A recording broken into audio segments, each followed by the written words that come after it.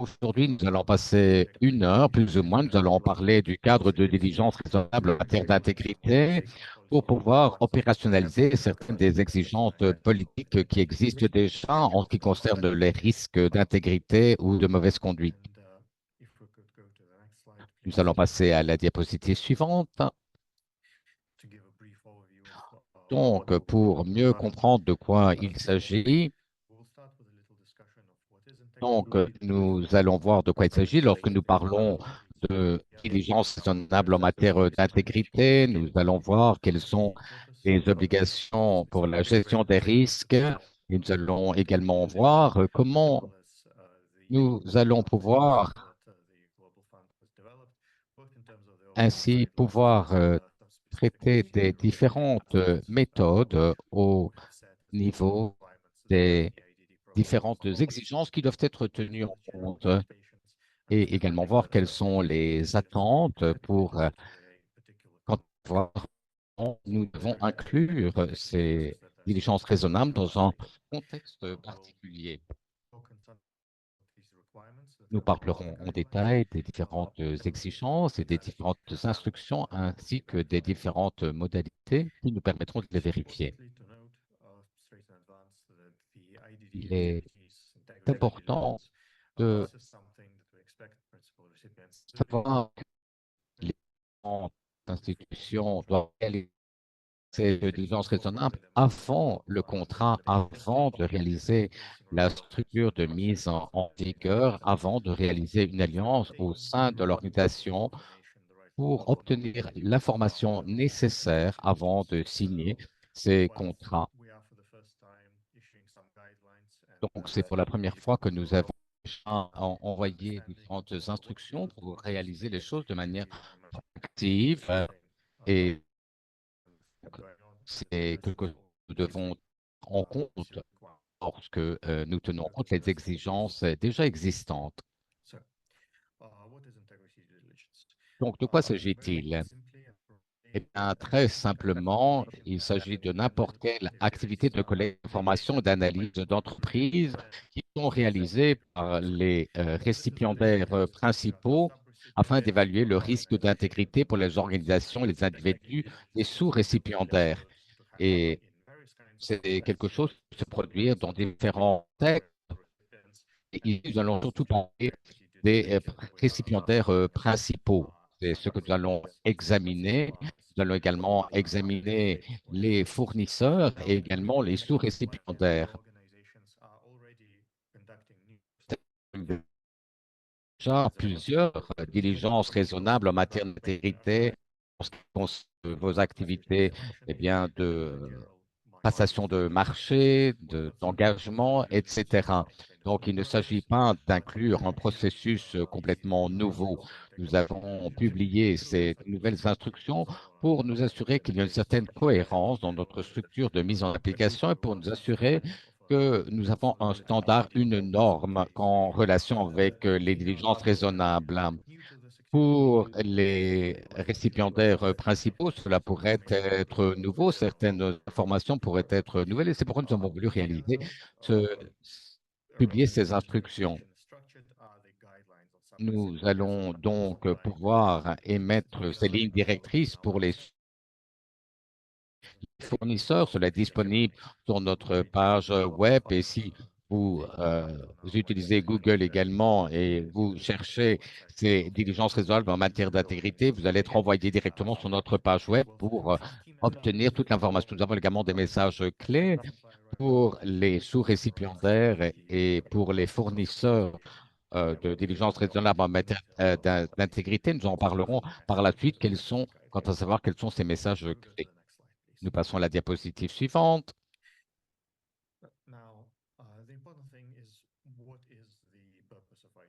Et quels sont les objectifs de ces instructions à l'heure de gérer ces diligences raisonnables en matière d'intégrité? Et c'est vrai que les risques en général sont très larges et très amples.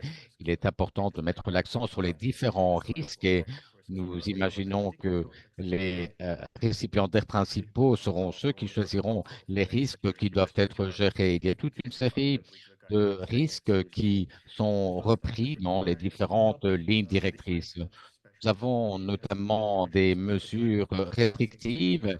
Il s'agit donc de sanctions ou d'interdictions quant aux transactions, quant à actifs également, etc. Et cela donc permet aux institutions de faire partie de la structure de financement du Fonds mondial. Il y a des activités qui sont reprises dans ces instructions et nous retrouvons notamment une liste qui est reprise par les Nations Unies, par le Bureau des actifs à l'étranger, qui ont été également publiés par le ministère américain du Trésor, le ministère des Finances américain, etc. Donc, ça dépend bien sûr du contexte dans lequel nous opérons. Certains peuvent être différents selon le contexte et les activités qui sont réalisées. Et cette liste minimum qui est définie dans les instructions est une liste universelle et qui s'applique en général à la plupart de nos contextes. Et comprendre de quoi il s'agit lorsque nous parlons de mesures restrictives est quelque chose de clé. Et cette compréhension va nous permettre de comprendre comment nous pouvons satisfaire les exigences qui ont été établies. Et pour nous assurons que nous ne sommes pas en train de réaliser des pratiques frauduleuses, par exemple, il est important d'être très proactif à l'heure de comprendre quels sont les risques que nous devons tenir en compte.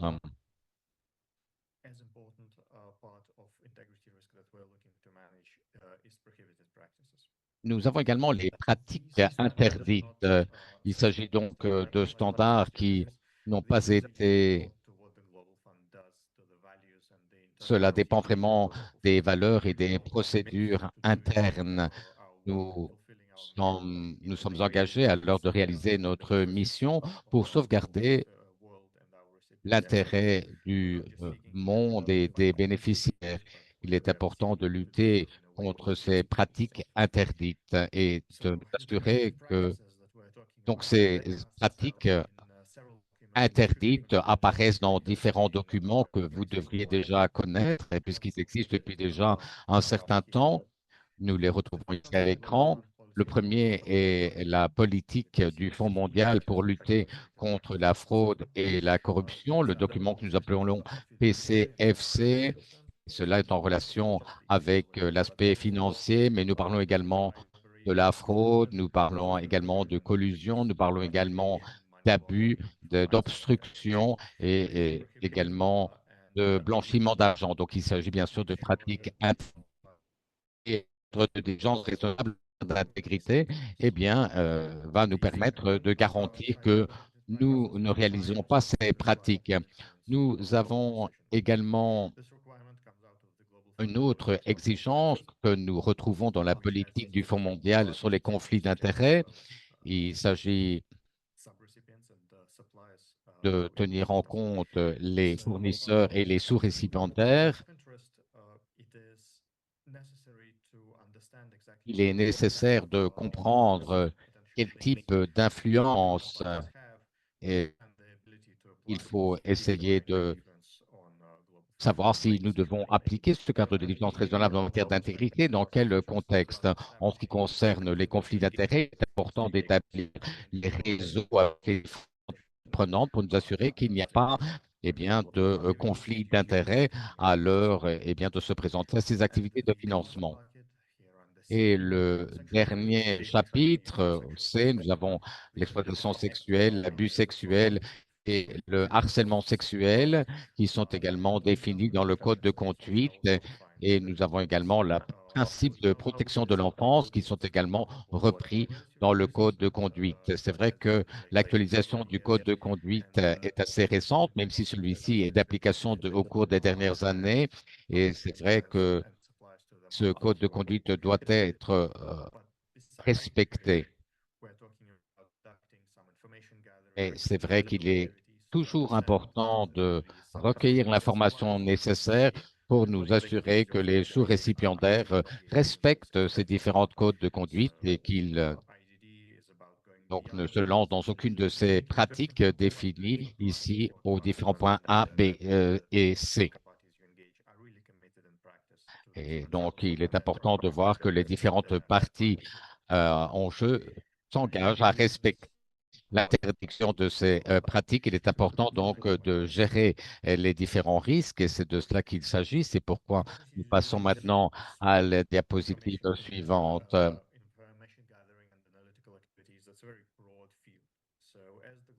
Nous allons voir quels sont les principes pour la mise en œuvre de cette IDD, ce cadre de diligence raisonnable en matière d'intégrité. Et c'est pourquoi nous avons développé ces instructions et ces lignes directrices. Les PR sont responsables de la diligence raisonnable en matière d'intégrité pour les entités avec lesquelles elles passent des contrats. Tout ça doit être aligné avec le Fonds mondial, ses principes.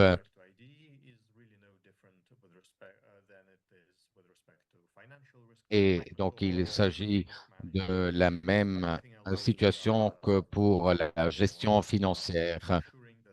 Nous devons nous assurer que les PR vont réaliser une gestion des risques. Et donc, l'IDD fait partie de ces activités. En ce qui concerne le Fonds mondial, il est important d'expliquer clairement au PR quelles sont les attentes.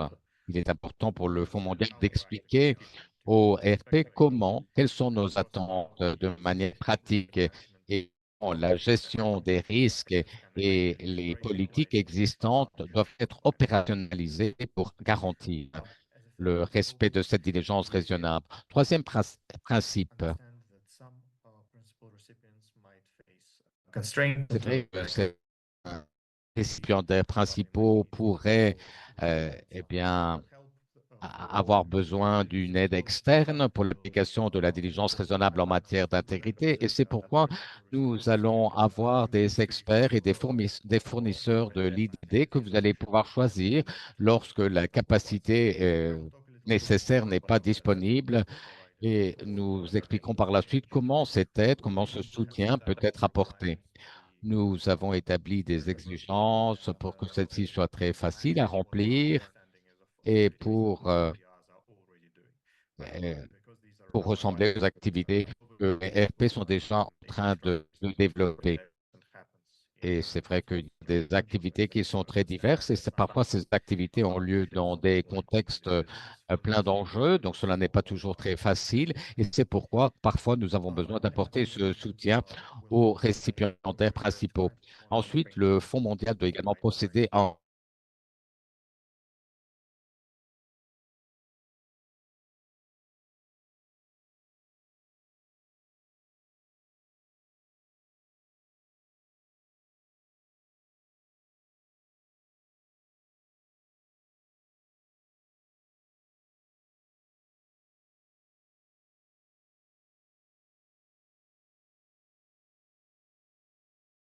récipiendaires et les fournisseurs.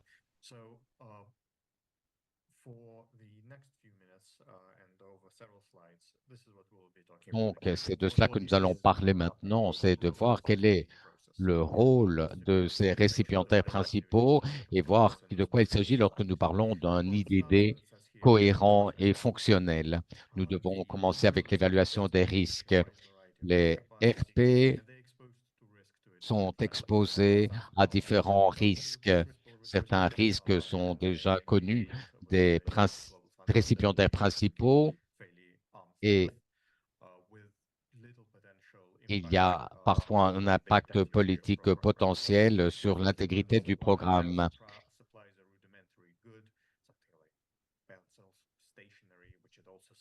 Et c'est pourquoi il est important de tenir en compte ces différents risques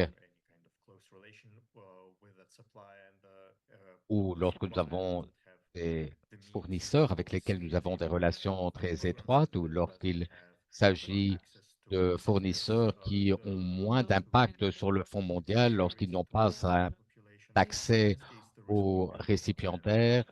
Dans tous ces cas, eh bien, les risques seront plus faibles. Et c'est pourquoi il y a différents niveaux d'IDD. Mais il y a d'autres situations où nous avons plus de risques. Il y a des fournisseurs qui ont plus d'accès aux opérations de ces institutions. C'est pourquoi nous allons avoir besoin d'un niveau supérieur de diligence raisonnable en matière d'intégrité. Et c'est pourquoi il est important d'établir quel sera le niveau de DRI, de diligence raisonnable en matière d'intégrité, qui sera nécessaire. Les récipiendaires principaux vont devoir également établir leur type de prévision et de contrôle en interne ou avec l'aide d'autres fournisseurs de DRI. Et c'est pourquoi nous allons devoir pré-approuver ces fournisseurs de services de DRI qui seront utilisés pour pouvoir réaliser ces activités de DRI. Et nous pourrons donc donner un soutien aux CRP. Les résultats doivent être utilisés à l'heure de choisir les fournisseurs ou les récipiendaires principaux. Nous sommes en train de faire de la recherche sur différentes conduites, comme par exemple le harcèlement sexuel, la fraude, et également autres risques. Et c'est pourquoi il y a des mesures restrictives qui vont pouvoir être appliquées sur les contrats avec des tierces parties. Cette recherche, cette enquête doit être faite avant le choix tout individu ou organisation. Et cela fait partie de la structure du Fonds mondial. Nous espérons que ces mesures nous permettront ainsi de prendre des décisions correctes. Il faut réaliser ces enquêtes de manière continue. Il s'agit de quelque chose qui doit commencer avant, je vous l'ai dit, la sélection des fournisseurs. Une fois que nous avons cette information disponible, quant à la réalisation de ces activités et que nous avons réalisé une évaluation, nous allons devoir gérer les différents risques. Comme je vous l'ai dit, cette gestion des risques sera réalisée par les récipiendaires principaux et c'est vrai que les résultats de ces évaluations ne vont pas nous conduire à une application de systèmes de diligence raisonnable en matière d'intégrité les plus sévères. Cela dépend une fois de plus des risques qui vont être évalués. Et nous espérons que les filtres fonctionneront depuis avant la sélection. Mais c'est vrai qu'il y a également des mauvaises pratiques qui parfois passent inaperçues, et qui passent au travers des filtres et le DRI ne réussit pas à filtrer toutes les activités, notamment en ce qui concerne certaines mauvaises pratiques. Et c'est pourquoi il est important d'être très vigilant et de réaliser une évaluation efficace et efficiente à la fois. Nous espérons que donc ce sont les RP qui vont s'occuper de cette gestion. Dans le cas où nous avons une violation des pratiques, il est important de communiquer ces pratiques au Fonds mondial et d'écrire quelle est l'information qui a été découverte. Et ces résultats doivent être utilisés sur la base des différentes obligations qui découlent des DRI. Nous ne parlons pas d'appliquer de nouvelles exigences. Il s'agit simplement d'appliquer les exigences qui existent déjà et qui font partie des accords de financement. Donc, nous savons qu'il y a déjà une divulgation d'informations qui est nécessaire. Nous les connaissons déjà, bien sûr. Au cours des prochaines minutes, nous allons voir en détail donc quelles sont les évaluations de risque qui doivent être réalisées. C'est vrai que le DRI est un sujet assez complexe et c'est pourquoi les instructions vont nous permettre à mieux guider les RP. D'abord, nous avons des attentes générales. Il est important de procéder à une évaluation des risques afin d'identifier d'autres personnes et des organisations à traiter en priorité dans le cadre du DRI parmi toutes les parties prenantes. Il est important de savoir si ces contreparties ont déjà un historique de mauvaise conduite. Et il faut savoir quand les mauvaises conduites se sont produites ou quand elles ont tendance à se produire dans chaque pays. Et c'est pourquoi chaque RP doit réaliser cette évaluation des risques pour évaluer ces risques d'intégrité. Si il y a des sanctions, des mesures restrictives, eh bien, elles seront appliquées en relation avec les différents risques qui ont été évalués. Donc, c'est quelque chose qu'il faut comprendre et ainsi, est important de définir un processus de DRI pour les différentes corps de personnes et les différents contextes. Il est important également d'avoir une liste des différentes activités de DRI. Je crois qu'on peut trouver ces différentes activités sur le web et ainsi pouvoir construire une base de données quant aux différentes activités de DRI. Une fois que nous avons compris quel est l'environnement de risque auquel nous faisons face, eh bien, nous allons pouvoir établir les différentes activités pour les différents groupes de personnes, les différentes institutions. Parfois, il est important de continuer la recherche et de réaliser des enquêtes et des sondages pour comprendre mieux en profondeur quel est le profil de risque de ces parties avec nous pourrions potentiellement entrer en contact et travailler, mais également tout au long de la relation avec cette partie. Et ce processus fait vraiment partie de ce système de DRI, réaliser ces vérifications, apprendre des parties avec lesquelles nous allons travailler, nous assurons que l'information nécessaire est disponible, que ce soit grâce aux découvertes que nous faisons sur la web et d'ordre public ou grâce aux enquêtes que nous réalisons sur ces parties.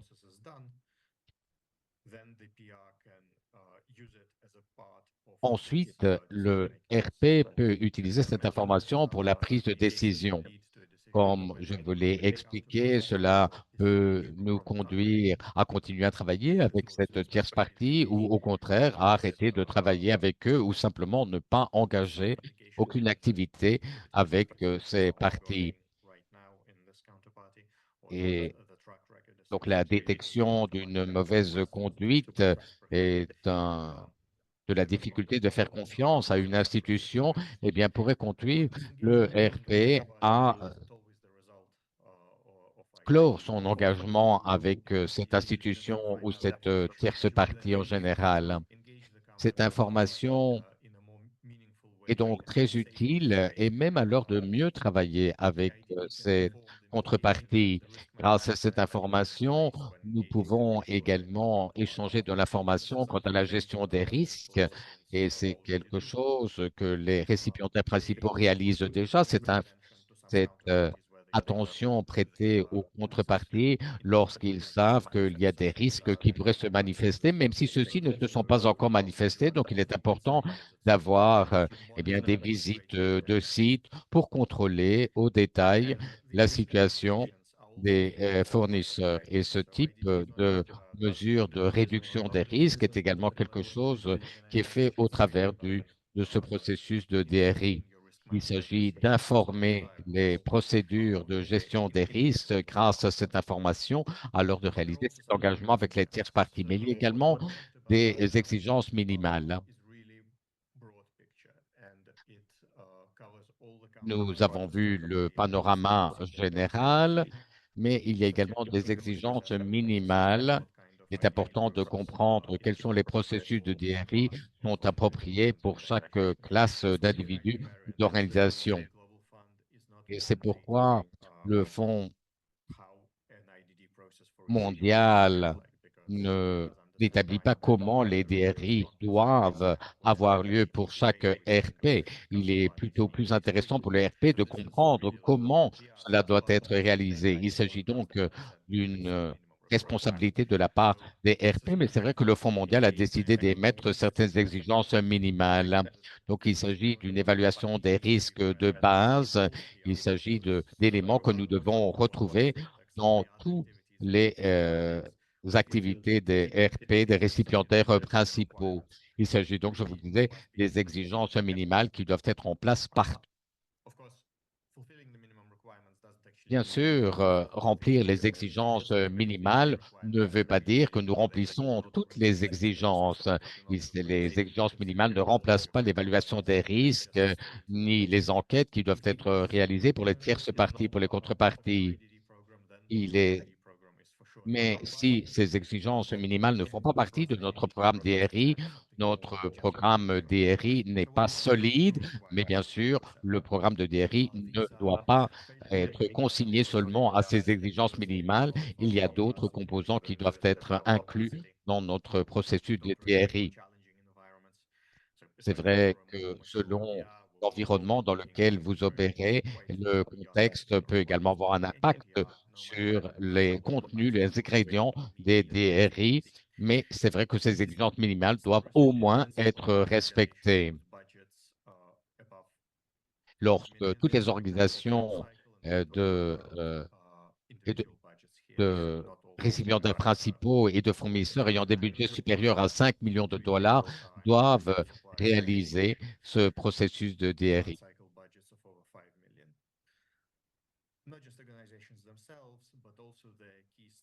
Nous avons également le personnel clé des sous-récipiendaires, les signateurs, c'est-à-dire ceux qui signent les accords, mais également les gestionnaires, le chef du programme ou le chef de l'organisation, le chef des ressources humaines, ou également les autres rôles au niveau des achats et des finances.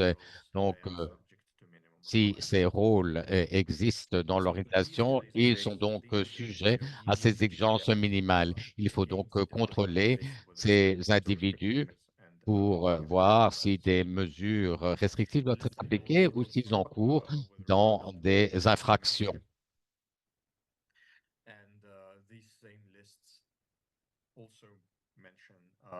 Et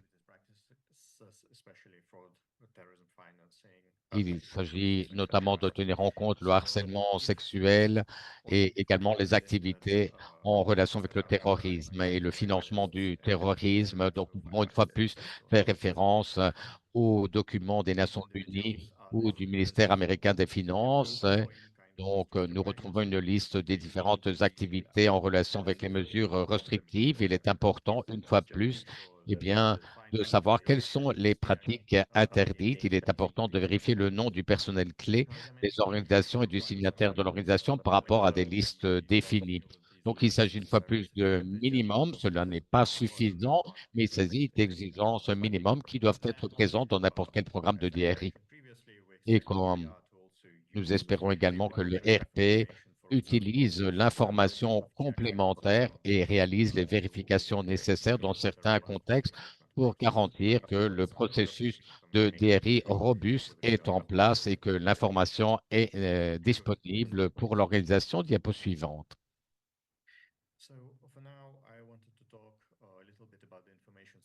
Maintenant, j'aimerais vous parler des sources d'information pour le dépistage des troubles à l'intégrité et à la disposition des RP.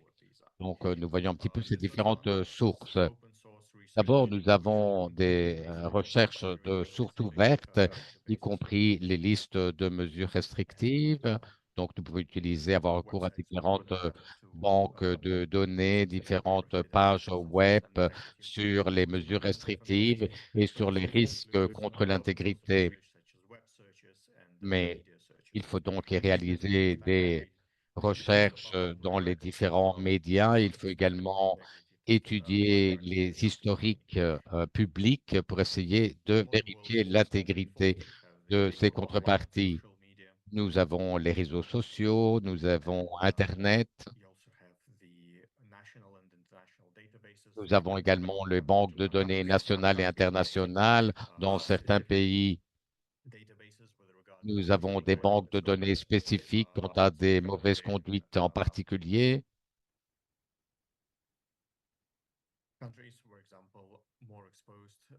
surtout dans certains pays qui sont plus exposés au financement du terrorisme, aux activités terroristes. Il y a très certainement une banque de données spécifique. Et lorsque nous avons eh bien, un trafic humain,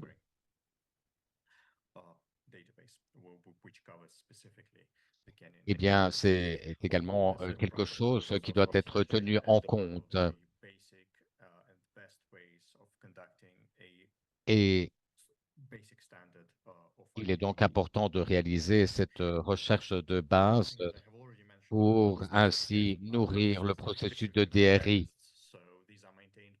Il y a donc également des listes de mesures restrictives que nous pouvons retrouver auprès des autorités nationales et internationales, auprès des Nations Unies, des États-Unis ou de la Suisse.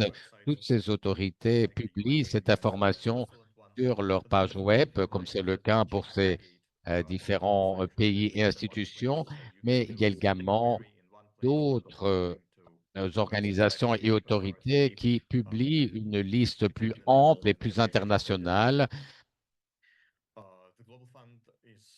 Le Fonds mondial est d'accord de permettre aux récipiendaires principaux d'utiliser différents instruments agrégés. Ces différents instruments permettent aux RP de choisir les éléments qu'ils aimeraient vérifier. Et notamment au Fonds mondial, nous utilisons ce type d'outils pour pouvoir vérifier l'intégrité de certaines institutions.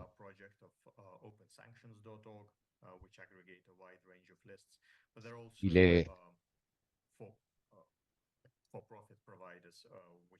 et également pour les fournisseurs de services qui pourraient offrir des produits personnalisés.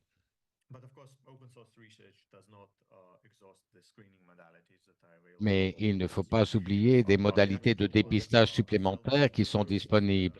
Nous avons notamment la divulgation des antécédents et des intérêts au travers d'un questionnaire. Donc, au cours de la procédure de passation de marché, nous pouvons réaliser de questionnaires pour obtenir de l'information critique.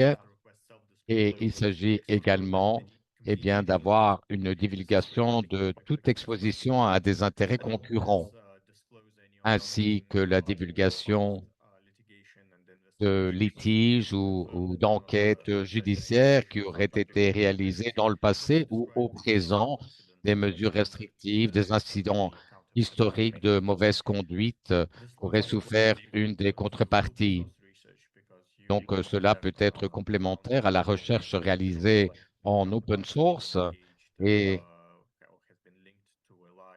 cela va nous permettre de voir si une partie était en connexion avec un scandale de corruption. Et donc, grâce à cette divulgation volontaire de la part des contreparties, cela peut nous aider à connaître cette situation et savoir comment ils ont pu faire mûrir leur processus et comment l'organisation a grandi et a mûri à l'heure de faire face à ces mauvaises pratiques où ils peuvent répondre à ces attaques comme des attaques non fondées et se justifier. Nous pouvons également avoir des informations de sources indépendantes de l'historique sur l'intégrité des contreparties.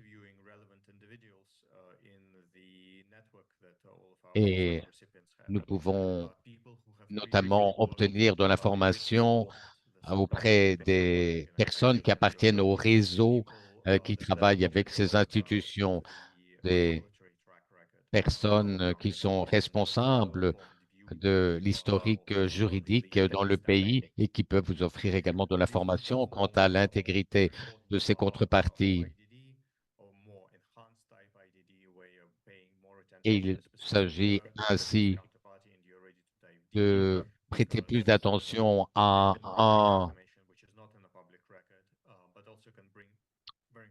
une contrepartie spécifique. Cela peut nous permettre de comprendre mieux le contexte.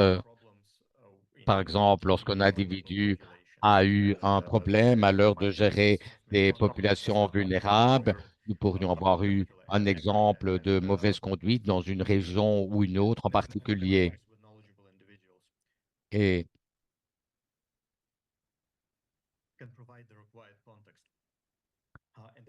donc, il est important de comprendre le contexte et expliquer pourquoi dans cette région en particulier, les contreparties pourraient avoir eu ce problème et pourquoi, au contraire, dans une autre région, l'historique de cette contrepartie est nettement meilleur. Il est donc important de mieux comprendre la situation et pourquoi cela a été plus difficile dans une région ou dans une autre.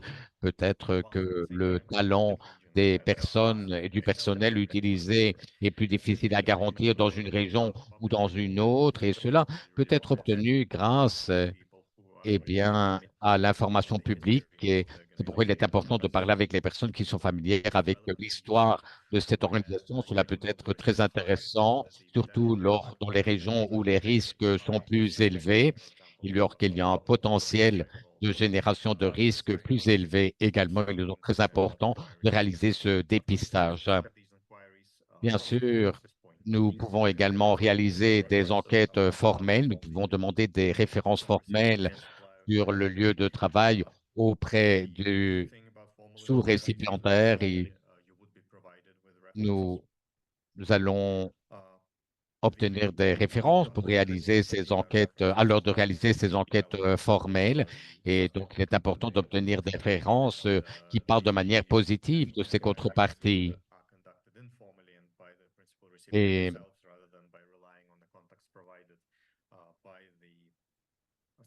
il est donc important de réaliser des enquêtes formelles qui sont souvent plus efficaces que les enquêtes réalisées par les propres contreparties. Il est également important de demander des rapports à ces différentes organisations.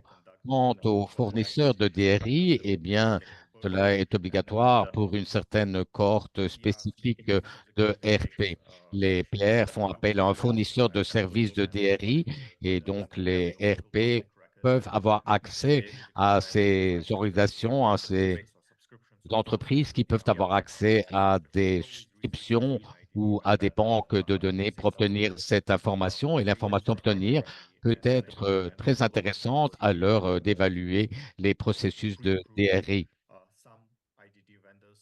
Et cela nous permet de soutenir certains RP qui font face à des problèmes à l'heure de faire appel à un fournisseur de services DRI. C'est vrai que le Fonds mondial peut nous vous aider. Nous passons à la diapositive suivante.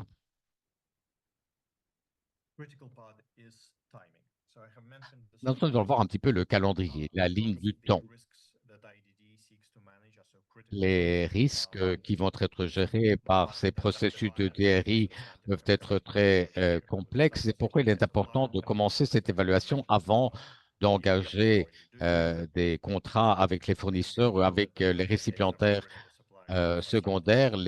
Il faut s'assurer que les fournisseurs, les sous-récipiendaires ne sont pas assujettis à des mesures restrictives avant de réaliser un financement de ces contreparties. Donc, nous devons nous assurer qu'il s'agit de sous-récipiendaires qui peuvent être sûrs et fiables, notamment en ce qui concerne le respect des droits de l'homme. Donc, je crois que cela est bien compris. Ce que nous voyons également dans le guide, c'est que les RP sont censés réexécuter intégralement le DRI pour chaque contrepartie, pour chaque fournisseur. Il est important de réaliser de nouvelles vérifications. Parfois, la dernière vérification a eu lieu il y a de cela 10 ans et bien sûr, l'historique de cette compagnie peut avoir changé. C'est pourquoi il est important de réexécuter ces contrôles. Il est important de réaliser ce processus de DRI de manière répétée. Ce dépistage constant est très important. Donc, pour chaque période de financement, il est important de réaliser une fois plus ce dépistage en respectant les exigences minimum, bien sûr.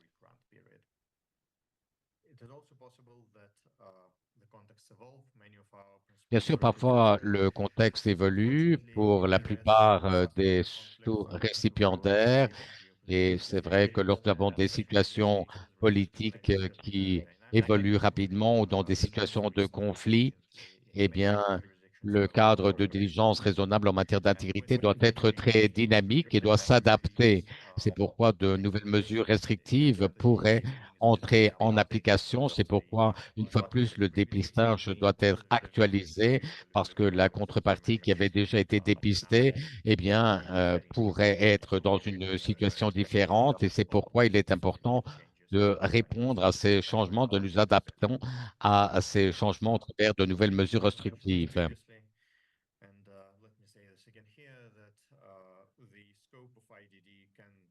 Bien sûr, l'envergure et l'application du DRI peut être assujettie à des exceptions également.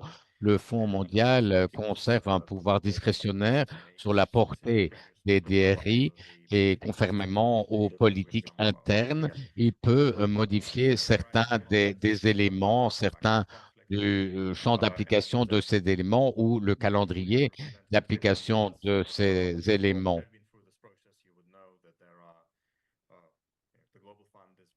Comme vous le savez, le Fonds mondial est très dynamique, très proactif, alors de faire face à une situation pour trouver une solution spécifique qui fonctionne dans un contexte particulier pour permettre aux organisations de continuer à travailler malgré les difficultés qui surviennent.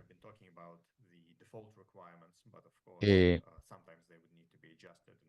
c'est vrai que parfois, il faut ajuster les différentes exigences. Nous l'avons vu, il faut les adapter et il faut également établir la portée correcte du DRI si la portée antérieure n'est plus d'application. Et donc, une fois de plus, il faut tenir en compte l'apparition de nouveaux risques dans le contexte de chaque pays.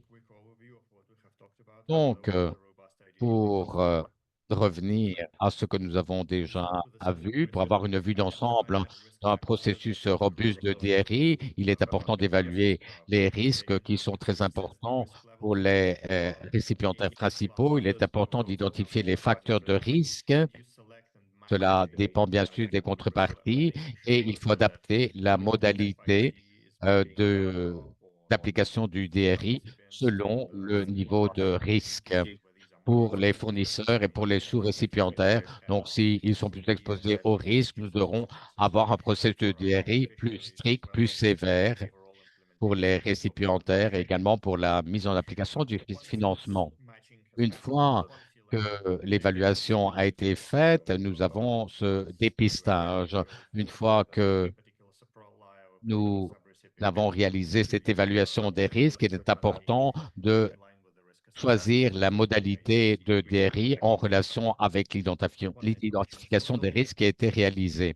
Il faut également recueillir les informations et une information qui sera revue en interne par la RP.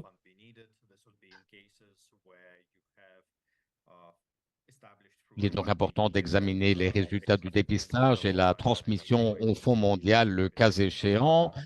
Et il est donc important de d'étudier les différentes conduites, connaître les obligations, à l'heure de divulguer ces résultats à notre secrétariat. Et le RP pourra décider, prendre une décision de travailler ou non avec une contrepartie selon le niveau de risque et le contexte qui a été étudié. Parfois, les résultats de DRI, alors de freiner un travail avec une organisation, peut continuer à l'application de mesures de réduction des risques. Parfois, nous voyons un fournisseur qui a un historique de corruption, mais qui s'est réformé, qui est passé au travers d'un processus efficace. Et avec ce type de fournisseur, nous pourrions euh, travailler, mais c'est vrai qu'il ne faut pas oublier qu'il est, il est sensible de pouvoir une fois de plus, être sujet à des problèmes de corruption, par exemple. Donc, il faut, eh bien, continuer à être attentif. En bleu, nous allons vérifier la conformité avec les exigences minimales que nous avons vues auparavant. Et nous allons identifier les RP à l'heure sous de réaliser une sous-traitance des services de DRI et d'externaliser ce service. Nous allons maintenant parler du suivi et du contrôle. Nous- il s'agit d'une vérification des agents locaux du fonds et nous avons donc décidé d'ajouter cette portée supplémentaire. C'est quelque chose de très direct. Cela nous permet de nous assurer que le processus est en place. Nous ne ferions pas apporter de changement quant au processus sur les agents locaux du fonds. Nous réalisons des vérifications sur le terrain, mais nous allons également vérifier que le programme d'ERI est en place au niveau des agents locaux du fonds. Nous perdons le son de notre orateur et donc il est important que les différentes populations récipiendaires vont également être vérifiées. Nous n'allons pas encore faire vérifier l'ensemble de la structure, mais nous espérons que le récipiendaire principal va réaliser et va respecter les exigences minimales. Mais bien sûr, je vous le répète, cela ne veut pas dire que les exigences minimales sont suffisantes. Et ces informations seront partagées avec le secrétariat. Il est également important d'offrir un soutien au RP avec un fournisseur pré-approuvé par le Fonds mondial. Lorsque celui-ci est utilisé, eh bien, cela est informé au RP et le fournisseur fournira au secrétariat des rapports continus dans le cadre de son service pour nous assurer que les exigences sont remplies et les obligations également. Nous passons à la diapositive suivante. Je crois que nous sommes presque à la fin de notre présentation. Oui, je crois que il y avait quelques questions dans le chat. Il nous reste que 10 minutes, donc nous pouvons passer à ces questions. Et merci, d'avoir écouté cette information. Beaucoup de contenu. Nous avons parlé de l'évaluation des risques, du processus et également de l'application de ce DRI. Donc, bien sûr, je partagerai cette présentation avec l'ensemble d'entre vous et vous retrouvez bien sûr toute cette information dans le guide. Donc, je vous invite à lire ce guide et vous pouvez consulter avec votre équipe pays à l'heure d'appliquer ces informations. Nous avons essayé d'avoir un guide intégral, facile à lire et pour répondre aux questions que vous pourriez avoir. Première question, est-ce que vous pouvez confirmer si ce guide s'applique à tous les récipiendaires, les sous-récipiendaires? Donc, je vous ai parlé de cette évaluation des risques, de ce DRI robuste et solide et de pouvoir choisir quelle est la modalité de DRI pertinente pour les contreparties avec lesquelles ils vont travailler. Dans les exigences minimum, nous avons également tenu en compte une petite partie de l'évaluation des risques. Nous avons parlé des contreparties avec lesquelles ce type de DRI doit être réalisé. Donc, ce composant doit être présent dans tous les DRI robustes. Et une fois plus, n'oublions pas que les exigences minimum ne sont que cela, des exigences minimum. Il s'agit d'exigences universelles. Mais chaque récipiendaire principal, selon son contexte, doit établir d'autres exigences au-delà des exigences minimum pour s'assurer que le processus de DRI est euh, solide et strict. Bien sûr, le Fonds mondial peut vérifier les différents standards d'application. mais le récipiendaire principal sera le juge à l'heure d'évaluer les risques, de les comprendre et d'appliquer le processus de DRI. Il est donc important de faire confiance à nos récipiendaires principaux. Ils ont été choisis parce qu'ils savent réaliser cette gestion et cette évaluation des risques et c'est eux qui vont pouvoir choisir la modalité de DRI qui sera appliquée aux sous-récipiendaires et aux fournisseurs. Question suivante, est-ce que le dépistage de DRI s'applique? Ben, je crois que c'est un petit peu la même question. Donc, je vais confirmer. Donc, je crois que le DRI est d'application partout. Donc, le récipiendaire principal doit savoir avec qui on va travailler, quelle est l'information nécessaire qui doit être recueillie quant aux contreparties avec les organisations que nous rapprochons de la structure de mise en application du Fonds mondial. Donc, il faut savoir faut poser ces questions à tout le monde. Il faut savoir quel est le niveau de vérification qui doit être d'application. En ce qui concerne certaines personnes dans l'organisation, cela est obligatoire. Lorsque nous avons des fournisseurs très importants, lorsque nous parlons de leur rôle critique, cela, bien sûr, est d'application. Le Fonds mondial a établi toute une série de DRI et de mesures de DRI qui doivent être appliquées de manière automatique pour certaines personnes, pour certains rôles. Pour les autres personnes en dehors des rôles qui ont été établis, eh bien, c'est le récipiendaire principal qui établira si ces mesures sont d'application à ces autres personnes qui n'ont pas été identifiées de manière pertinente par le Fonds mondial.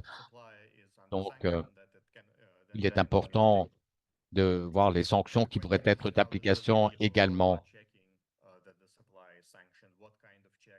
Il est important de voir quel type de vérifications doivent être menées à bien.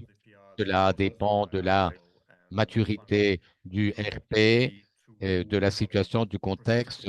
Le Fonds mondial ne veut pas imposer de mesures parce que nous comprenons que le contexte est différent dans chaque pays. Donc, au lieu de dire à chaque RP ce qui doit être fait, nous avons publié les exigences minimum et universelles qui doivent être remplies dans n'importe quel type de contexte, sans exclusion, sans exception. Ce type de DRI doit être appliqué. Pour le reste, eh bien, c'est le RP qui pourra choisir la modalité d'application. Mais quant à l'évaluation des risques, quant aux pratiques à éviter, bien sûr, cette liste s'applique à toutes les contreparties. Cela est logique parce que si nous n'avions que des exigences minimum, cela ne serait pas suffisant. Il est important d'avoir une évaluation de risque. Ces deux choses doivent être complémentaires. Il faut les réaliser toutes les deux. Autre question. Si un récipiendaire principal a son propre processus d'évaluation de risque, est-ce qu'ils doivent continuer avec le processus ou est-ce qu'ils doivent le modifier pour s'adapter au processus DRI? Non, nous ne voulons rien imposer. Bien sûr, ces processus doivent être robustes, mais bien sûr, un des résultats de votre processus doit inclure les vérifications un minimum. Donc, si vous avez déjà un processus, mais qui ne remplit pas ces exigences minimum, eh bien, il est important de modifier ce processus pour inclure ces exigences minimum.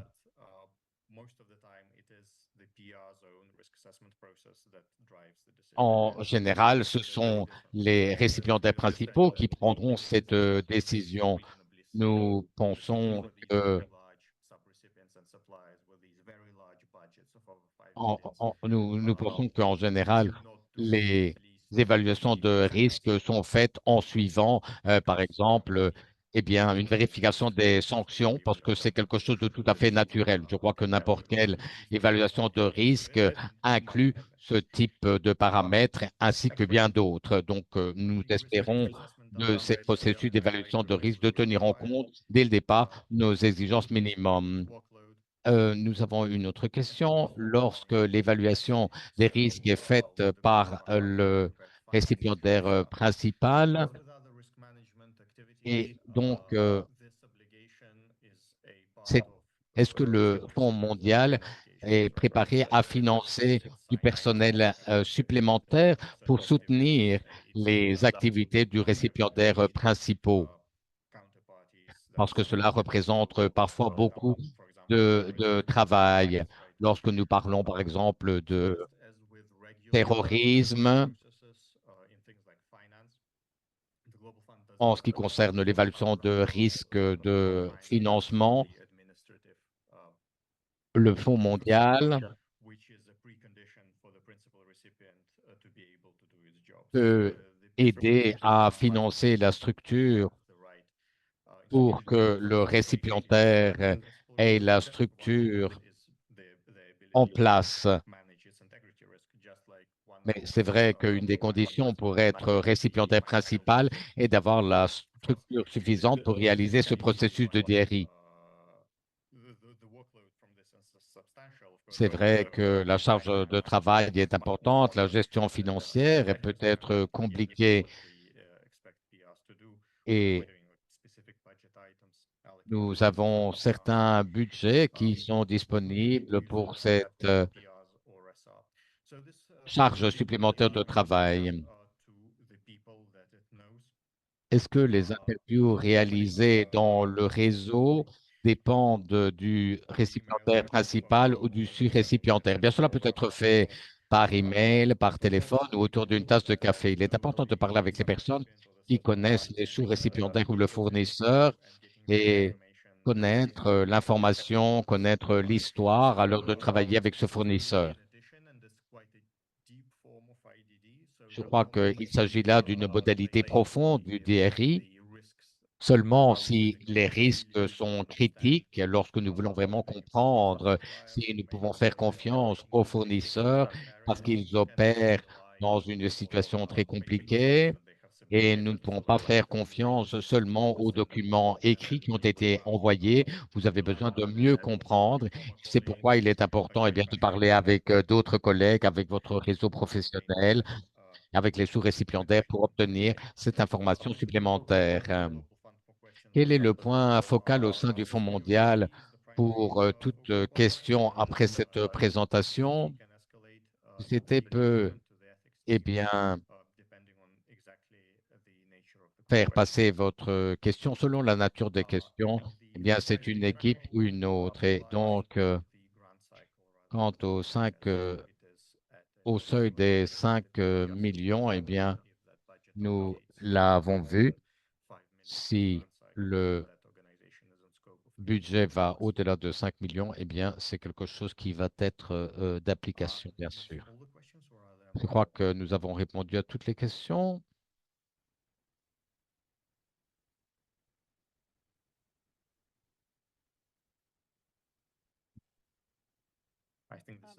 Artem, yeah, we have another slide with few more Oui, nous avons questions. une autre diapositive avec d'autres questions, mais malheureusement, il ne nous reste que 10 minutes. Donc, à 12h10, nous devons terminer. Et si nous n'avons pas pu répondre à certaines questions, nous répondrons aux participants de manière individuelle.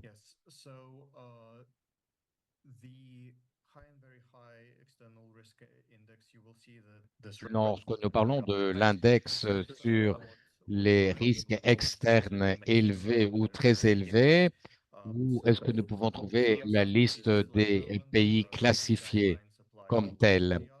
Donc, vous le savez que le guide s'applique à tous les récipiendaires, que vous vous trouviez dans une catégorie de risque ou une autre.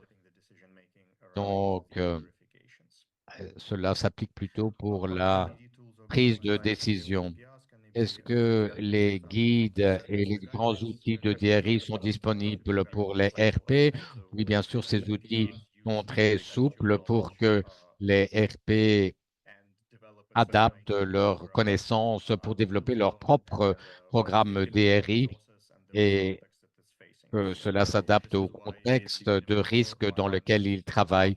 C'est pourquoi les exigences minimum sont des attentes minimum. En même temps, lançons donc les principes qui peuvent être appliqués au niveau universel, le principe d'évaluation des risques et puis l'établissement d'une modalité de DRI selon les risques qui ont été évalués. Cela nous permettra et permettra aux récipiendaires de prendre leurs décisions, mais il est important pour chaque RP d'établir la modalité de DRI qui s'adapte à leur contexte.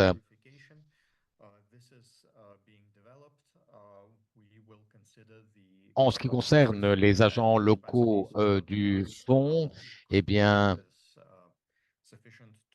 cela, la capacité des récipiendaires principaux pourrait être suffisante pour nous assurer que le processus a été réalisé.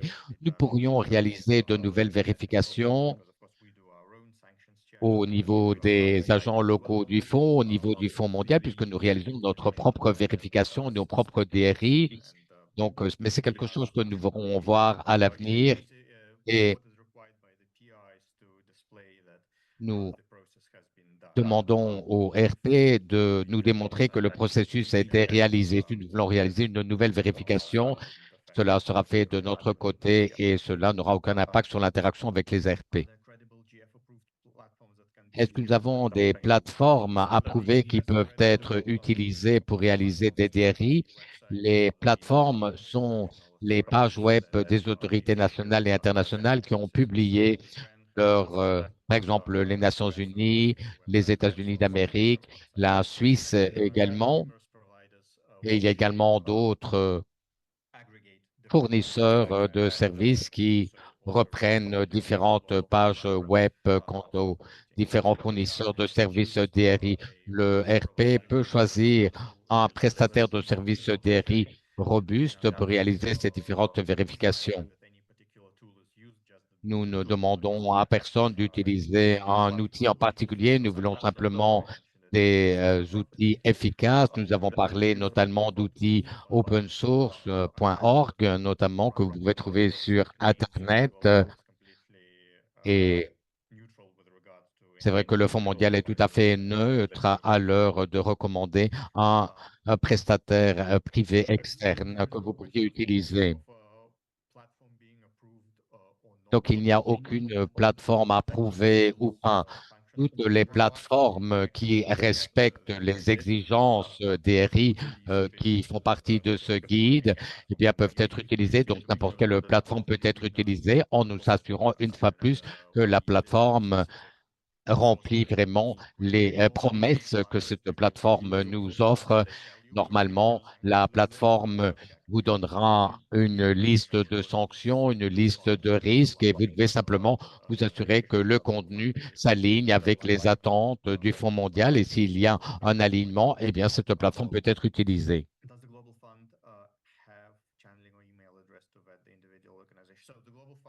Le Fonds mondial ne va pas réaliser le processus de DRI. Il s'agit donc de la responsabilité du RP. Ils ont le contexte, ils ont l'information nécessaire, ils ont accès aux sources locales qui ont plus d'informations que celles que nous pourrions obtenir. Et donc, le Fonds mondial ne réalise aucune recherche. C'est le récipiendaire principal qui peut le réaliser. Je ne sais pas s'il y a d'autres questions. Eh bien non, ce n'est pas le cas. Parfait, merci. Donc, merci beaucoup de toutes vos questions. Merci de nous avoir rejoints et d'avoir écouté la présentation de vos questions. Je vois que vous avez suivi le contenu. C'est vrai que le contenu est intense, mais je vois qu'il est très bien compris de la part des récipiendaires principaux. Je vois qu'on a déjà parlé de plusieurs outils commerciaux et vous en avez parlé. Je sais que certains récipiendaires principaux utilisent déjà. Et nous espérons que le guide qui a été publié, eh bien, ne représenteront aucune surprise pour les récipiendaires principaux puisqu'ils ont déjà toute une structure en place pour faire face à ces risques, aux exigences minimum et pour lutter contre la corruption notamment. Nous avons toute une série de principes contre la corruption qui existent depuis de nombreuses années. Et je crois que les exigences du Fonds mondial ne sont pas différentes des bailleurs de fonds nationaux et internationaux qui demande également aux récipiendaires de réaliser cette gestion des risques. J'espère que donc, cette information vous a été utile et j'espère que le processus de vérification, une fois en place, fonctionnera très bien. Si vous avez d'autres questions, vous pouvez contacter l'équipe pays qui ont également reçu l'information à ce sujet. Mais c'est vrai que le guide est disponible sur notre page web et cela prendra encore plus d'informations en détail. Il s'agit d'un long document, mais un document très intégral avec plein d'informations pour répondre à toutes vos questions.